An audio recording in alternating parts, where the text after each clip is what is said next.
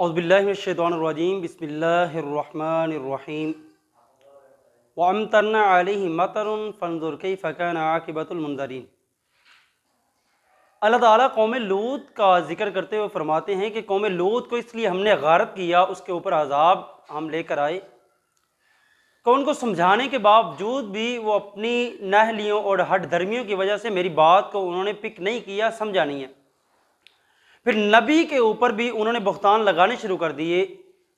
قوم لوط پر جناب جو لوط علیہ السلام انبیاء بنا کر پیغمبر بنا کر بھیجے گئے تھے، ان کے اوپر مبعوث کیے گئے تھے، ان کو بھی انہوں نے ستانا شروع کر دیا۔ یعنی اتنا ستایا کہ جناب نبی لوط بھی ان سے تنگ آ گئے اور اللہ تعالیٰ سے دعا کرنے لگے کہ اللہ میں کیا کروں۔ اور ایک دن ایسی اللہ تعالیٰ پھر اپنے اصلی حالت میں جبار والی شکل میں اللہ تعالیٰ آتا ہے تو پھر قوم لوط کے اوپر فرشتوں کو بھیجتا ہے۔ اور جب فرشتے آتے ہیں جناب لوط علیہ السلام کے پاس انسانی شکل کے اندر، اور بالکل خوبصورت کڑیل جوان بن کے انسانی شکل کے اندر فرشتے آتے ہیں، تو جب قوم لوط کو پتہ چلتا ہے کہ بڑی خوبصورت نوجوان ہیں جو لوط علیہ السلام کے گھر میں جنہوں نے پناہ لے رکھی ہے، سارے آ گئے اپنی حرکتوں کی وجہ سے، کہا لوط ان لڑکوں کو ہمارے حوالے کر دے، ہم ان کے ساتھ زیادتی کریں گے، ان کے ساتھ بدفعلی کریں گے، اپنی خواہش کی تسکین کریں گے۔ جناب لوط علیہ السلام نے سمجھایا، اے لوگوں باز آ جاؤ، یہ میرے مہمان ہیں اور مہمان کی عزت کیا کرتے ہیں،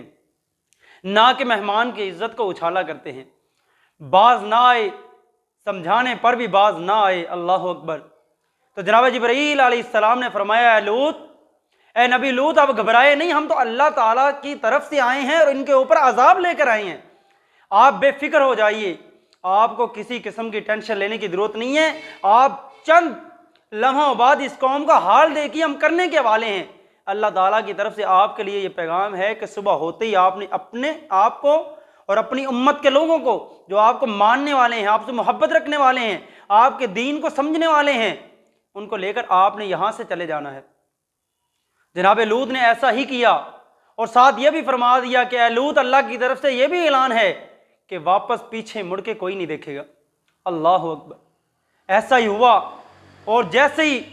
نبی لوط اپنی قوم کو چھوڑ کر باہر نکلتے ہیں بستی سے، اللہ اکبر، جناب جبرائیل علیہ السلام نے اپنے پروں سے